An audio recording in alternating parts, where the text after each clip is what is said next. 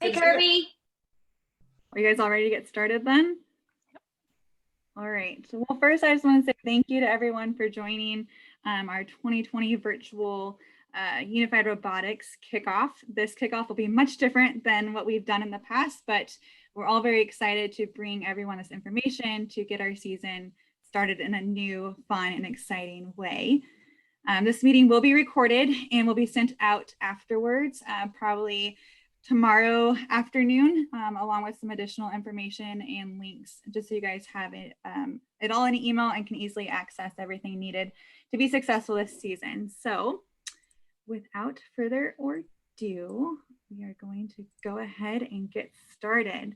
So my name is Morgan Larche. I am the Director of Unified Schools for Special Olympics Washington, and myself and the games management team, who you guys will be meeting here shortly, are just really excited that we're able to bring this opportunity to you and your schools to get students connected and engaged through this online virtual season. And so for those that aren't familiar with Unified Robotics, it's an inclusive STEM program that combines students with and without intellectual disabilities on teams for training and competition. And then Unified Robotics brings the world of STEM and robotics to students, elementary through high school and college, exposing engineering and programming to students of all abilities. And you might be wondering, like, what happens when we can't meet together? How are we going to make Unified Robotics work? Well, we shift and we make it virtual. And that's what this team did this year, because we want to make sure there's still opportunities for students to get together and participate in a STEM program. More important than ever, and I'm sure a lot of you as students and as educators know that we need there to be opportunities for youth of all abilities to be connecting right now, to come together, to create, to problem solve, to build those friendships, and just have a really fun time and a really interesting time that we're in right now. So this virtual season wouldn't be possible without the brainiacs behind the scenes, making sure this new season is fun, easy, and still maintains the integrity of the Unified Robotics season in sport. And so I want to thank our games management team for making an idea actually happen this year. We also need to make sure we give a shout out to our coaches and volunteers who are working alongside our youth to provide those virtual opportunities in this new setting that we're in. And so just a quick little glance at who these brainiacs are behind the scenes. This is our management team. This season would not be possible without this group, making sure that this season's really fun and is easy for you guys to implement within your school or within your community program. The individuals on this team have been working diligently really since August to provide a high quality season of Unified Robotics for everyone involved. And then besides myself, because I work with Special Olympics, everyone on this page is they're volunteers and they're making this season happen on their own time outside of work. So I just want to say thank you to this team for all the work that you've done so far and is going to continue to do over the next couple of months to provide an awesome inclusive opportunity for our youth. So with that, I want to introduce one of our games management team members, Noelle Foster. Noelle Foster is a creator of Unified Robotics and an advocate for inclusion in schools and communities, and she's created over 25 nonprofit foundations. In 2015, Noelle's daughter Delaney, who is actually part of this games management team and helping make this season a success, had the idea that robotics is a sport for all people to enjoy. And so with that, Noelle, the floor is yours. Morgan, it looks like there's some people in the waiting room. Oh, thank you. Well, hello, everybody. Thanks for joining. Before I get started, I wanted to thank Morgan and Special Olympics Washington, because they have had the foresight early on last spring to create a workable plan B in case schools weren't back in session as normal this fall. And it was because of Morgan being on the ball and pulling all of us together that this happened. So thank you to Special Olympics Washington very much. So 2020 has seen a magnitude of unfortunate change, and we are excited to tell you that Unified Robotics is coming to be the same Unified Robotics program that you're used to, only this year it's virtual. And you might be asking, how can this happen? How do you virtually build a robot? how will teams work together on the same robot in different locations, and what will a championship tournament look like? Well, all of the answers to those questions will be brought to you tonight. So thanks for joining us. And we've worked hard to provide the same unified robotics experience as years past. We are keeping the same 6-week build season. Teams of 2 to 6 students will work together to build the robot, and we'll have the same championship tournament at the end. So moving to a virtual format will be an adjustment, just like online classroom learning has been, and video chat meetings have been for all of us. But I think that it's more important than ever to stay connected and to promote inclusion in the schools. I say that as an advocate for inclusion, but mostly just from my heart as a parent of somebody with special needs. It's very, very important. So please encourage your students and your classmates to join into Unified Robotics this season.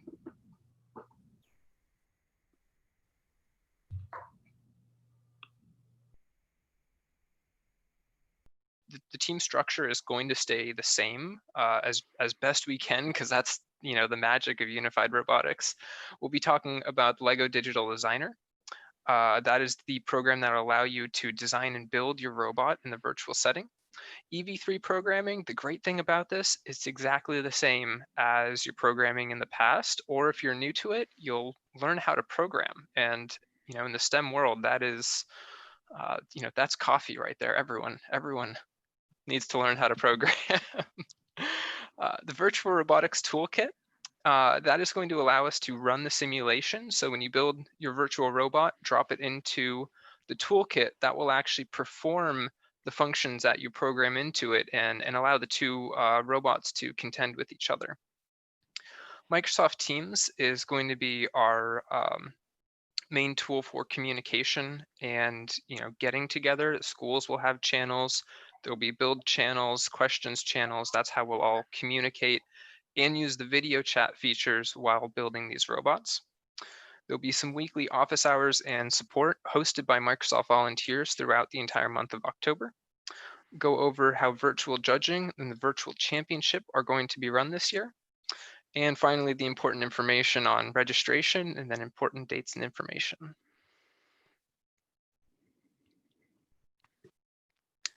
Morgan, are you back with us? I think so. Can you hear me okay? Perfect.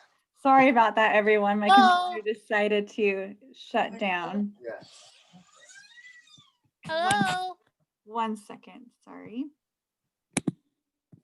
Well, so before we get into the full development of Unified Robotics and all the programming, it's important to know team development, how to develop your team, the terminology used. And so with that, and I think, Andrew, you still have control of the PowerPoint, which is fine. Some of the terminology that you guys will be hearing throughout the season is athlete and partner. And so an athlete in Special Olympics terms is an individual with intellectual disability, and a unified partner is an individual without an intellectual disability.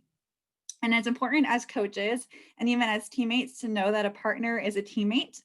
They're not a coach.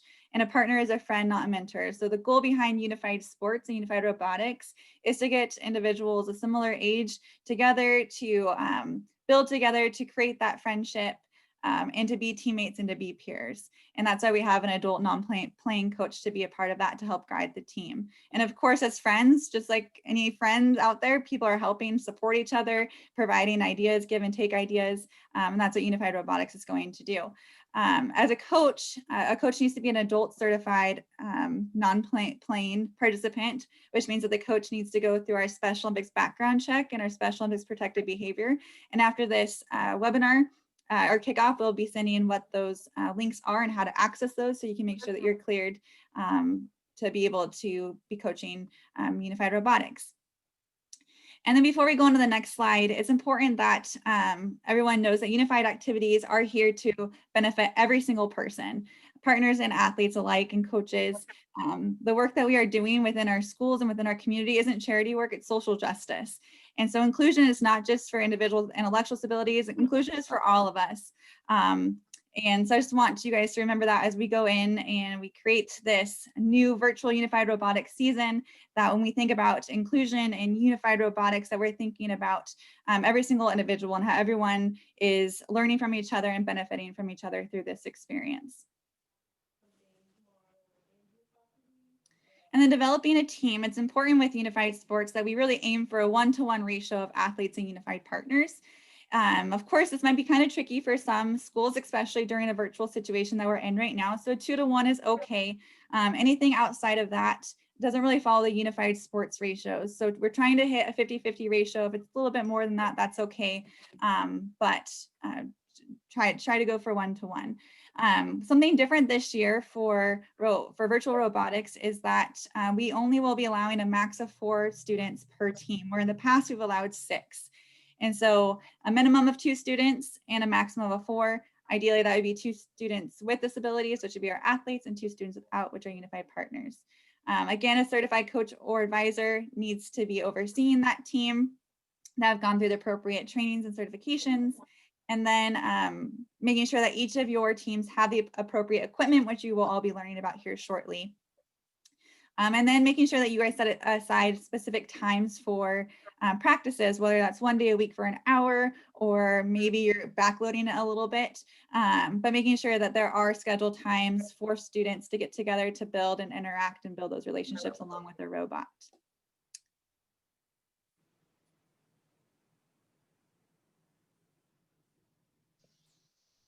All right. So with the season being virtual, we had to figure out a way, a software application that we could use to build the robot virtually. So if we move on to the next slide, please. We're going to be using a software called Lego Digital Designer, which you can download with the following link here. And if you could move to the next slide. So once you've installed Lego Digital Designer, you should be able to select the EV3 kit, which should include all the bricks, all the parts and pieces that you'll be using to build your robot. And it's basically like a CAD software program, but to develop and build your EV3 robot. If you could move to the next slide, please. Hi. So once you've got the Lego Digital Designer installed and you have the EV3 kit all imported in, you should be able to see a panel on the side with all the pieces, and it should look like something like this. And it should number the number of pieces that you are allowed to use, and it limits all the pieces that can be used to build the robot. And they're grouped into certain orders and functionalities that you can expand to use. And once you've built your robot, you should be able to export it to a certain file type, and all of those instructions will be given to you, and you can import it to the virtual robotics toolkit where you can program and test your robot.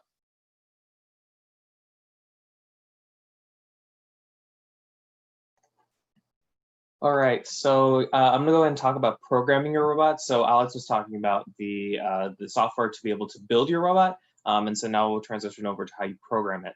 It's gonna be the same as how you've programmed your robot before. And that is through the Lego Education EV3 software to program your robot. And so the Virtual Robotics Toolkit will be able to support that. And so you're able to download it and run the same program as you would before. So the link is provided in the slide, and then I'll go and just do a little tutorial on how you would create a new programming file. So creating a new file, once you open it up, you should be able to be on a welcome screen that would tell you, usually would give you tutorials on other Lego EV3 robots that it has. But to create a new file, you go and go to the upper left-hand corner, hover over to New Project, and then select a new program. Experiment is a whole other part. We won't need to be doing that in Unified Robotics, just programs. And then you should be able to have a new window that would be named the project pop up on your screen. I think she's on the. And so the basics for programming, you're going to be on a blank canvas with a play button, and you'll see in the bottom there's going to be a bunch of tabs. And so very much how Lego blocks, you put those together, you're able to put programming blocks together. And so you'll see that there's actually different colors, and each color of those blocks represents a different function. And so once you open it up by default, it'll go into the action blocks and go over what they look like. And so this block you'll probably see the most when you're programming your robot. These would be involving moving the motors of the robot. And so it gets a little bit confusing because there's several different types of it. And so you see on the left, there's a steering mode, and then on the right, there's a tank mode. And you can see in the slide, we also break it down based on the different functions or options that you have for each of the blocks. And so on the left, for steering mode, I'll just, as an example, there's the turning setting. So you can set it for on continuously, on for a number of seconds, on for a number of degrees, on for a number of rotations the tire moves in the robot. Here you see the direction of the steering, the power, so how fast it'll go, the number of rotations. So because this one is already set to number of rotations, it gives you the option for the number of rotations. They usually give you, if it's seconds, they'll give you time. If it's degrees, they'll give you the angle that you put it in. And so then this is for steering mode. And then for tank mode, it's a little bit different. So steering mode, you're able to specify what direction it goes to. In tank mode, it's all based on the speed of the motors, the two motors that you have on the robot. And so if you think of an actual tank, usually one side would go faster than the other if it's going to be turning. And that's sort of the same principle here. And so in tank mode, you'll be able to configure two different speeds for two different motors, the left and the right side. And that would be able to determine how fast you go either forward or turning in a particular direction. So this is a simple program example. This is combining all of the different motor blocks that I talked about earlier. And so you can see for this particular program, you can combine the blocks together to create a program. You can see that the first block is a tank block that moves forward for 10 rotations. Then this one is a steering block, which would turn one rotation. You see here, there's a turning symbol right here, and it's set to maximum turning. And then here again is the same block as the first one, which is moving forward for 10 rotations. Hi, Andrew. And so the next tab, so then there's several other tabs. And so another tab that you're going to be with blocks that you're going to be using the most for your for programming your robot is going to be the sensors. And so here you get an idea of what all the different types are. There's brick buttons, color sensor, gyro, rotation, the timer, touch sensor, ultrasonic sensor. And so if you'll be really useful for the game when you need to trigger a specific event. So if you need to make the robot start turning, you can have it connect to a brick button and then it would trigger. And so these would be really useful. I'd recommend that you have your participants play around with them, see how they work, just so that they get an idea of what functionalities they have on the EV3 robot. This one is a little bit more program, like computer science specific blocks, but these are going to be extremely useful for programming your robot for the game. So these are flow control. So this controls what blocks are being turned on at specific points in your program. And so it says that it's containing all the blocks for sequencing. Loops are incredibly essential for your program. So as you can tell, loops would just go back to a specific part of your program that you specify, and it would continue and go on forever, or depending on what sort of condition you want it to turn off. And then another one is the switch. And the switch is able to let you choose which part of the program you want to run at a specific point. So you might have it on this one turn left, this one you have it turn right, depending on a specific condition. And so that'll be super useful. And so here there's a switch options. And so you can see these are all the different options you have. I would say look through them, play around, try it out, see what happens, because there is, again, a lot of functionality in the EV3 robots that you're able to use to be able to use a switch and program for the game. So this is a sample. And so you can see this one is, we'll move forward. So this one also plugs in. So the condition actually here, so here's a loop, and then there's a switch here. And you can see that there's some conditions for a specific sensor. So this is using the ultrasonic sensor in the EV3 robot. And so there's conditions here to see if the ultrasonic sensor sees something that's less than 50 centimeters. And if it does see that, it'll go into the check part of the program of the switch. which would turn on both motors full speed. If it doesn't see something, it just stops. And this will just be looping on forever. I would say this particular programming block is going to be really, really useful for the game. So this is sort of just like a little quick hint on sort of what the program might look like for you guys. And so that's basically it. This is a really quick crash course on the programming for the UV3 robot. You can see on the screen, there's all the different blocks that are available that you might use. And so again, play around with them, try it out, see what happens, and have fun programming. Thank you, Andrew. Really quick before I start on the Virtual Robotics Toolkit, I just wanted to go over some Zoom etiquette. So while people are presenting, if you could just keep yourself muted, you're more than welcome to have your video on. And this is a message I would really like to specifically talk to a very excited girl with the same last name as me. Kendall, if you could just please stop unmuting yourself so that you don't distract the rest of the participants. Oh, I missed them. I missed them. Okay, thank you. Okay, so Virtual Robotics Toolkit is the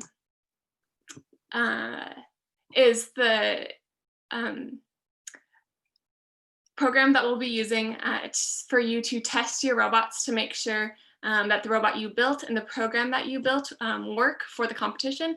It's also going to be the program that we use to compete the robots against each other in the championship. Next slide.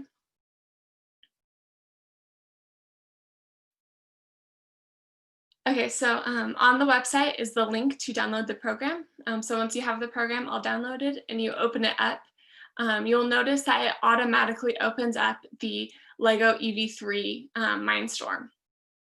And so you can see here, this is an example of what it looks like. So automatically the Virtual Robotics Toolkit's on the top and the Lego Mindstorm program is on the bottom. So the two programs are connected. So to start your program, you click the little paper icon up there in the corner. And next slide. So to find the sumo field, since we are still keeping with the same game from past years, click on the Sim Basics, and then you can scroll and find the, it's called Sumo 2018 EV3, and that is the field we will be using for our competitions.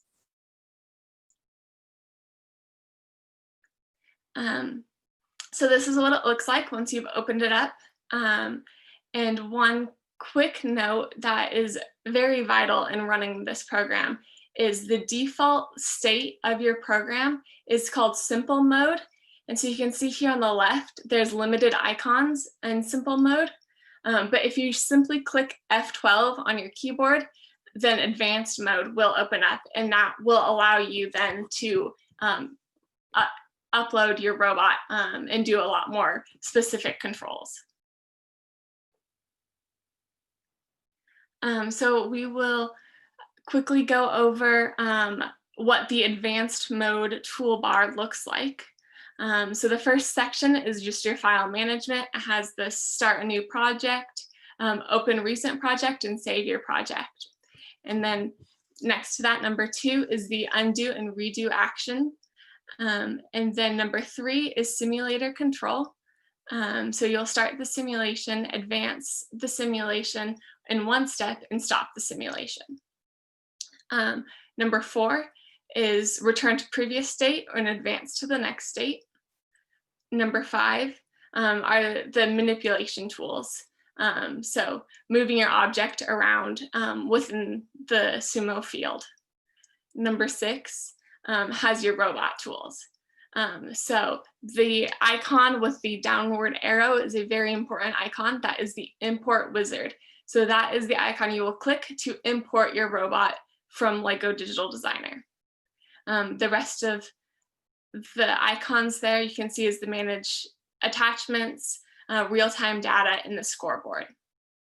And then the last category, number 7, is for the object. So object list, object library, properties, And objects are different parts within your robot. So you're able to the program can differentiate, your arm versus your wheel versus your brick on your robot. So that's what that has to do with. And then you can see the third from the end is a picture of a brick. So if your brick doesn't automatically show up, you click on that icon in order to open up your brick.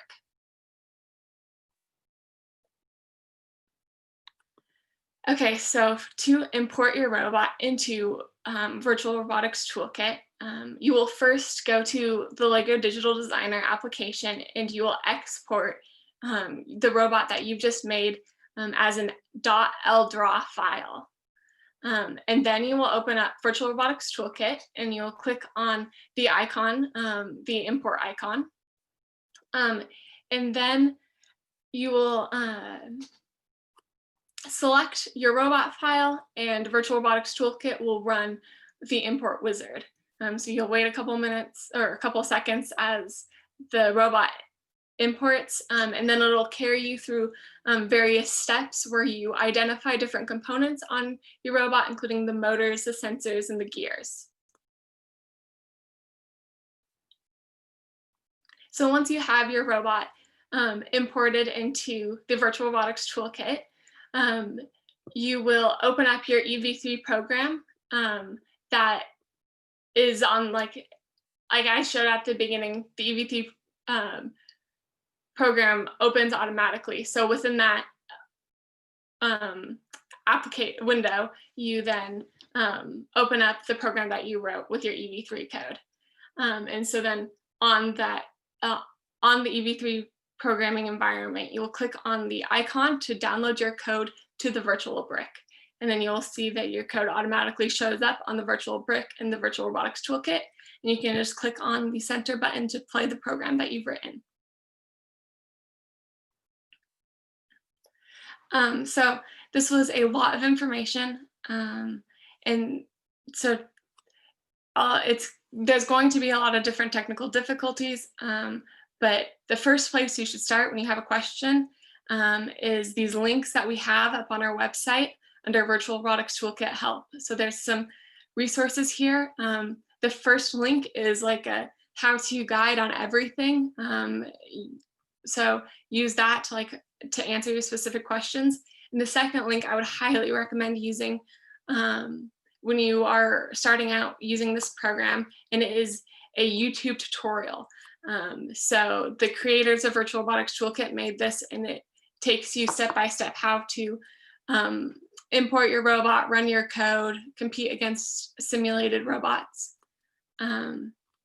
So that is all on the unifiedrobotics.org website on the 2020 season page.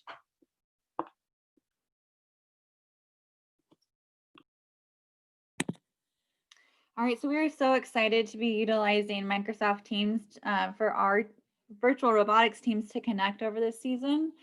So Andrew, if you want to go to the next slide. So Microsoft Teams has two different really important capabilities of it. And one is chat to have group conversations and private conversations with your teams. And another one is a hub where you can share workplace, you can upload Microsoft Office, PowerPoint, Excel, and other files into your specific team. And so with this, it's important to know that as we go through this season, your teams will have access to an individual school channel. So for instance, Liberty High School, you will have a private channel just for Liberty High School students that no one else can have access to but those students on your team. And that will be the same for every other school. But there'll also be a general channel where we can do updates and send out information for championship instead of overflooding emails. And you can get reminders through those general channels as well. There'll also be an office hour channel, which Delaney will talk about here shortly, which all of us will have access to. And so you can go into the building channel or programming channel and be able to join those weekly office hours depending on your schedule. And there'll be certain things that will be private, like I mentioned, your specific school channel will be private, and there'll be other channels that will be public that everyone will have access to receive documents, download documents, ask questions, and so on. Something specific for this virtual season is for individuals to schedule or record meetings. They'll have to have a SOA.org email. And you guys might be wondering, well, I don't work for Special Olympics Washington. How am I going to get that email? I will be making an email address for the head coach for each team. For instance, utilizing Liberty again, it will say libertyur@soa.org, and that will give you the license to be able to record meetings, to schedule meetings and start them, which you will need as your team comes together to build. So meeting capabilities, when you get into your team channel, you can schedule those meetings, send out meeting requests. You can have everybody join right away and do a meet now, and you can record and send out those meetings afterwards. And we'll also be sending out season information through our website, but also through Microsoft Teams general channels. And we'll also be utilizing Microsoft Teams for our championship event. And so more information to come on that later. So this will be what the teams looks like. I have a little bit more virtual unified robotic teams than you guys will have, just because for games management and for other programming. But you'll see that there's a VUR schools. And so all the schools that are participating in this season will be listed there. You can see the schools that we have registered already have their own channels. And then also right underneath those school teams, there's a office hour teams, which everyone will have access on. You can see that it's not locked, which means it's not private. So all schools can and coaches can get into those building and programming channels together. Go next slide, Andrew. Oh, there you go. So there's one, there he goes. There's the other one. So getting started with Microsoft Teams, I will be providing the head coach with their Special Olympics Washington email address. And for and invite them to join those 2 specific teams. And then for 7 days, I will be providing those coaches with owner access. So coaches can upload their students into their private channels. And so each student's going to need to have an email that can be uploaded into the teams. And I will be sending out a how-to document for everyone. So don't be overwhelmed at all. It'll be very laid out nicely on how to do this. But the coach will upload all the emails for the Microsoft Teams. Once they send out that link to their teams, each individual will receive an email to gain access to that team. And if the individual doesn't have a Microsoft email, they'll be prompted to do so. And they'll have to actually activate a free Microsoft account. But don't worry, because the Microsoft Teams will automatically update that into Microsoft. And like I mentioned before, I'll be sending out a how-to email for people to gain access from coaches to your Special Olympic athletes and unified partners on how to access the teams and then also the channels.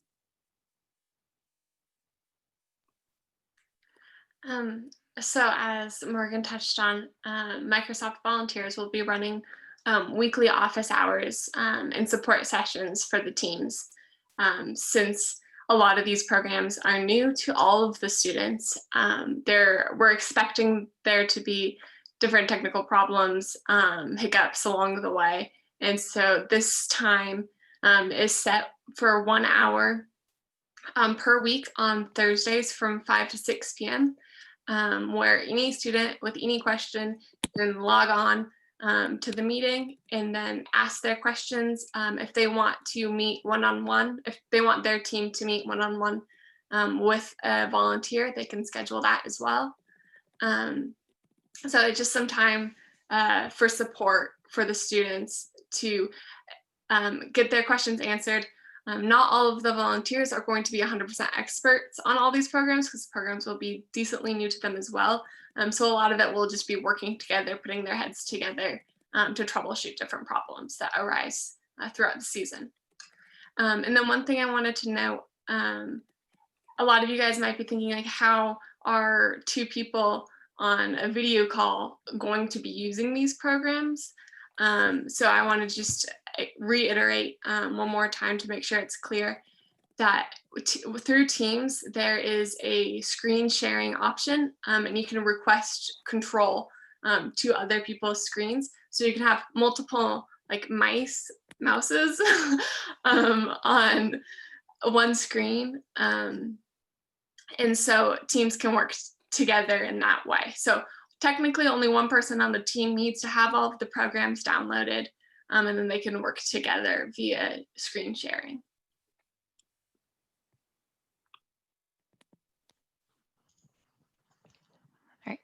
Hi, everybody. My name's Kaylina Korchak. I've been working with the judges for the past few years. And of course, like everything else, there's going to be a few changes to this process to make sure that we can do this virtually and as safely for everybody as possible.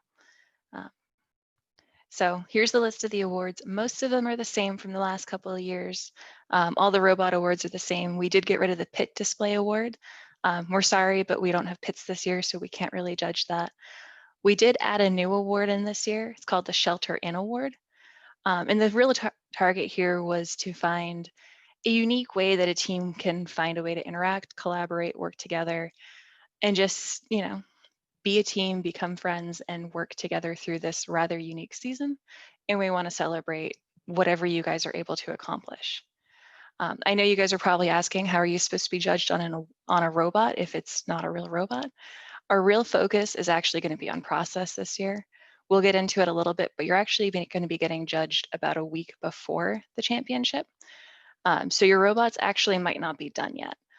So if you're able to share your screen with the judges and show them what you've completed, great. But if you're not, it's not going to count against you. You're not going to have any issues going through the judging process.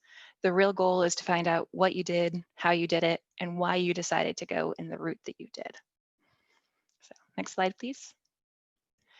So virtual judging, I know it's strange. Everything is virtual these days. The goal is to have teams do a 20-minute, again, Teams call with your judges. So it'll be your team with 2 to 3 judges. You can share your screen. You can show whatever you like through that time. The judges will have a few prepared questions, but really the goal is to have a conversation with the judges.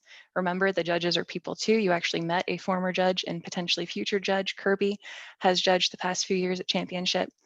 The judges are there, they want to learn about you, and they're excited about this program, and they're excited to learn what you guys have done. So really, don't be afraid of them. I promise they're not scary. So we also understand that it's a rather unique situation, so not every team is going to be able to make it to the judging sessions. So if the schedule doesn't work, if you don't feel comfortable doing a call, if your computers aren't working well and you just don't feel comfortable, letting the awards be decided based on a 20-minute interview, we do have a couple of options for you. You can do either a 20-minute video with your team. So that would be the full team. The recommendation is really just to record a Teams call. So you guys are meeting, you guys can talk about whatever you want, go over your process. Again, there will be some sample questions that are going to be given to all the teams that'll be posted on the website. So you guys can go through those and just answer some questions, talk about, again, the process, what you guys did, how you guys got to where you are. If the technology is really not working for you, or you just don't feel comfortable recording, you can always do a written submission. Again, those sample questions are going to be there. Write a written response. It's not written on here, but 1 to 2 pages max. We're not looking for an essay. We're not looking for your grammar. We're not looking for spelling. We just want to hear from you and see what your experience was this year and make sure you guys are having as much fun as possible. The submissions for these, go back really quickly, are going to be due a couple of days before the judging. The judging, actually, I didn't say it on the last slide, but will be November 7th this year. The submissions are going to be November 5th so that those same judges can review all the information for all the teams on the same day and come to those decisions. Okay, now for the next slide. So for those of you who were around last year, we introduced the Foster Award. For those of you who weren't, this award is for a school or organization, not just an individual team, because we want to recognize a school or organization who is really going above and beyond to create a cultural norm to make unified robotics and inclusion the norm in their school, the norm in their community. So again, we want to hear from the entire school. We also know this is rather challenging given everything. So the 2 options for this, rather than scheduling time with the judges, are going to be either a 10-minute video, and again, this can be a 10-minute Teams call that you guys can do as a group of teams, or really however you guys want to present the information. It's kind of up to you, but 10 minutes max. And if you guys can't find a way to make that work, again, completely understand it's a weird year. So a written submission, and we'll have sample questions for this as well, but it'll just essentially discuss what has your school done to shift the culture at your school, and a big emphasis this year on what have you guys done given the remote situation, to make sure that any changes you've implemented in the past are staying the same, or maybe new changes that you guys have implemented because of things that have happened this year. This submission will also be due on the 5th with any other submissions if you guys are not doing virtual judging this year. So.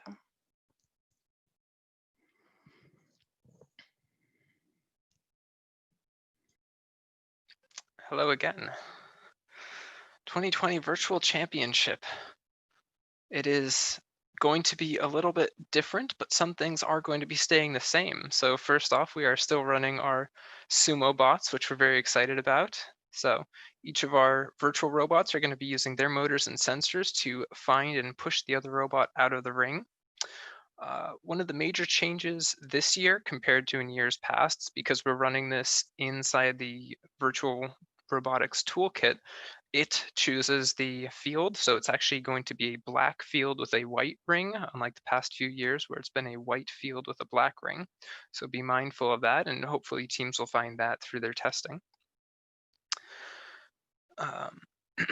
Before the championship, again, all the teams will be split into divisions, and that list will be accessible on the website, as well as sent out to the coaches and available on Teams, many methods of communication. One evening during the championship week, we'll be running our qualification matches. So each of the teams will be playing around 10 to 12 matches. Each of these matches is going to be one round, and we'll be collecting the win, loss, and tie records. And the finals is going to be held a separate day, and it's going to be the top 2 teams from each division. And each match is going to be the best of 3 rounds with the winner advancing until we have the 2020 champions. So some of the new stuff getting into this year specifically is we're going to be live streaming. We as the Games team and Special Olympics Washington are going to be partnering with a live streaming company to bring you all the action on Facebook Live and YouTube. We're going to have chat on both of these platforms to allow you to cheer on your teams and get closer to the action. The chat will be moderated, and we do obviously request that everyone keep it positive and respectful for all the teams and volunteers who are helping put this on.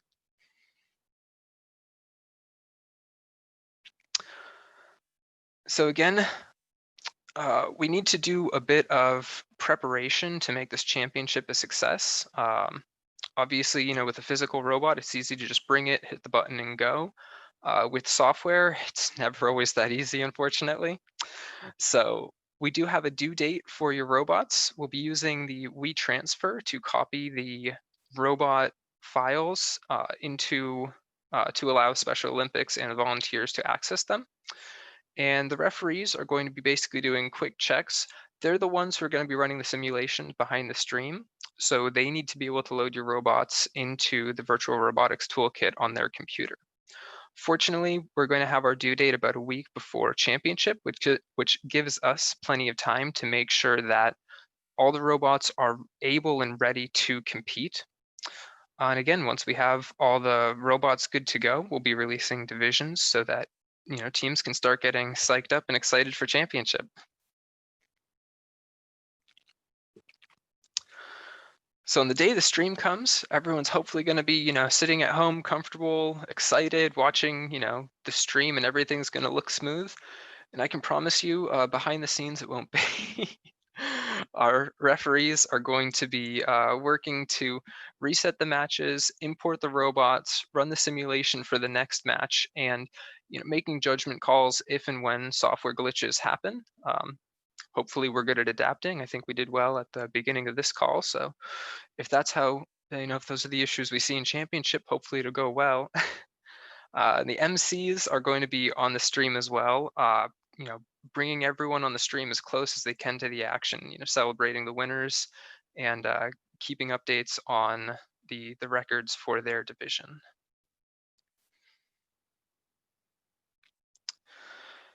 So 2020 has certainly been a year As we've seen, things are going to break.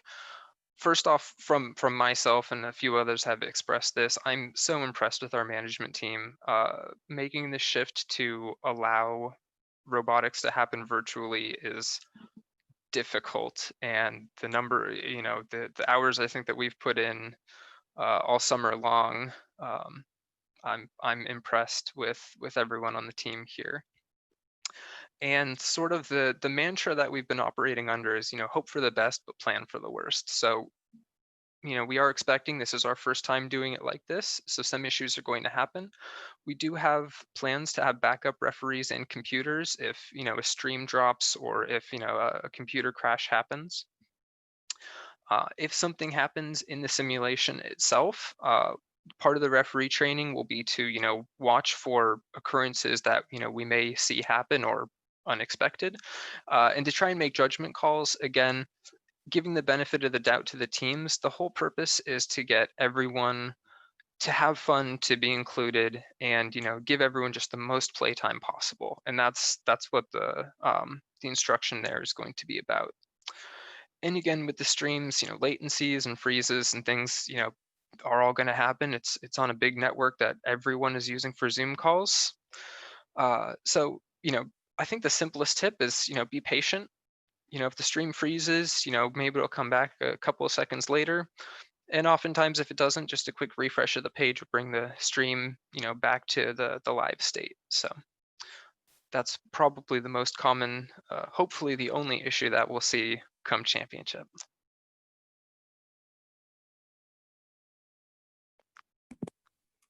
All right, so now that we have all the technical things out of the way, thank you, Andrew, Bobby, Delaney, and Alex, and Kayla for going through all of that and just prepping us for this upcoming season.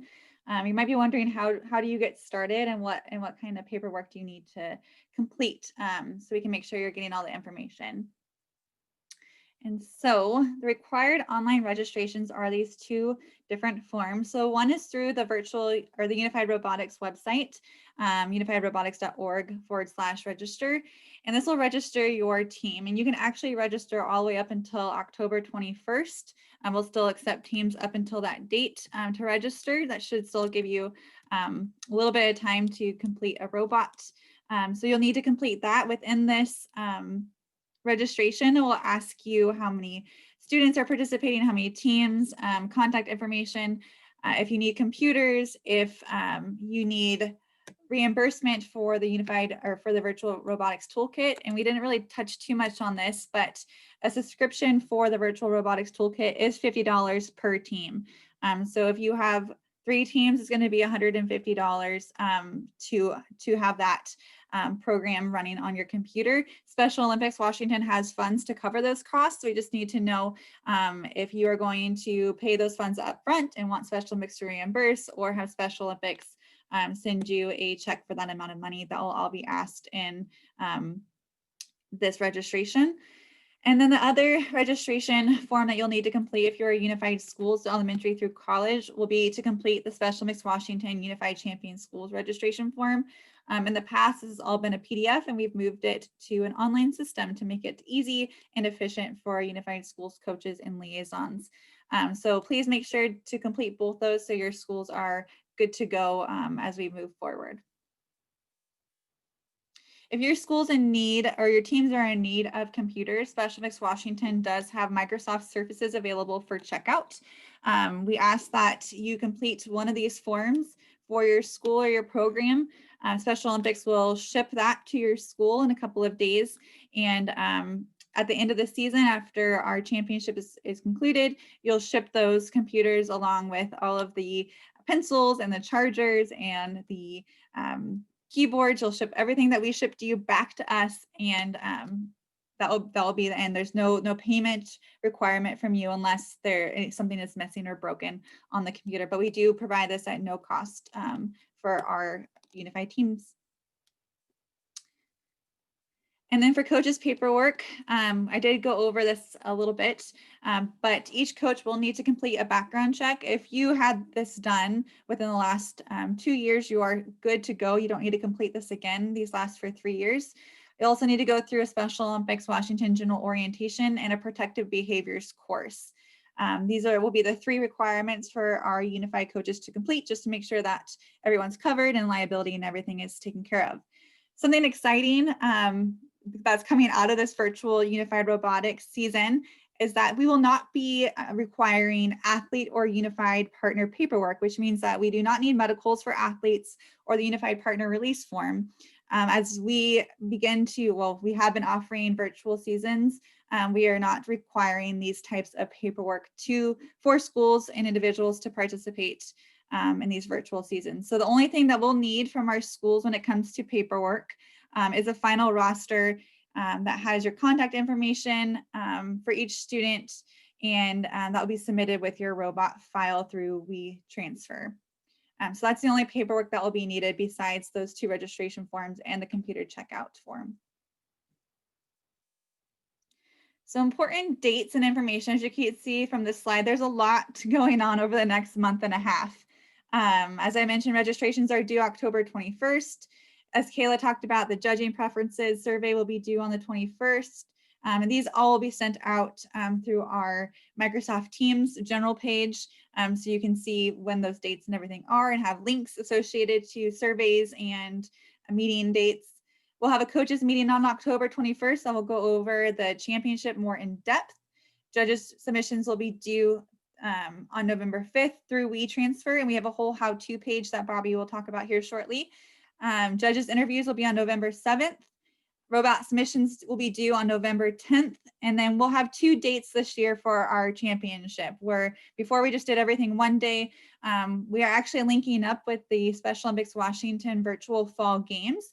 And so our championships will be during the celebration week of those fall games, which will be November 17th for those qualification rounds. And it'll be held from 6 p.m. to 7:30 p.m. And then the championship finals and the awards, team awards, will be done on November 19th from 6 p.m. to 7:30 p.m. And we're really excited to link up with the rest of Special Olympics Washington sports happening during the fall. Oh, well, we want you guys to share your experiences. We'll make sure that this slide is a little bit better to read when we send it out. But even as you guys are meeting virtually, take pictures of your team meeting and building by just taking a picture of your screen. Share that with us. We want to see what's going on in the field. We can't be there in person, but when we get stories and pictures from you all, it makes us really excited to see that things are working and students are interacting and just having a really fun time in this different season of life that we're in. And so we have some fun hashtags: Unified Robotics, Inclusion Revolution, Unified Generation, and SOA Robotics. And then a couple of the different social channels through Facebook, Twitter, and Instagram.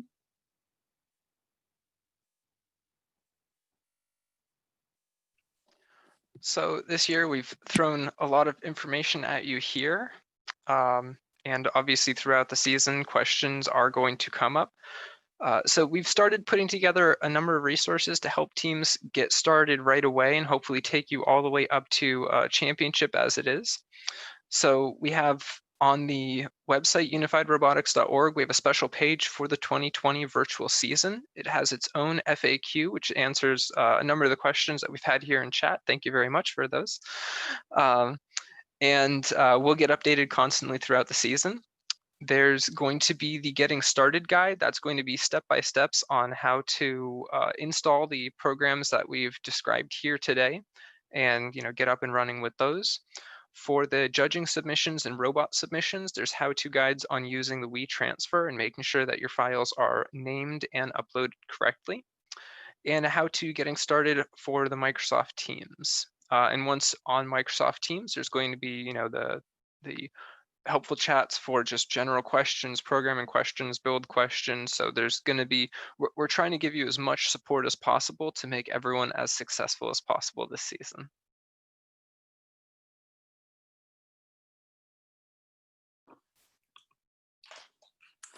Well, thank you everyone for your time, and thank you again to the management team, the game team, Special Olympics Washington, for everything that we have done to bring this to you. it has been a lot of work and it has been a lot of fun, just figuring out how we can have an inclusive after-school activity for the students in this virtual world. So we are extremely excited for this season. A little bit nervous for technical difficulties that may occur that we did not prepare for, but hopefully we are all well equipped to overcome any challenges that arise. So thank you for your patience throughout the season. Please contact any of us if you ever have any questions. Contact information is on the website, and we are here to support you through the next month and a half. So very excited for this season. I hope you all have a wonderful time getting to know your teammates, your partners, the athletes, and learning how to build a virtual robot. I think that's pretty impressive. So I hope you all have a wonderful rest of your night and a wonderful season. Thank you. Bye-bye.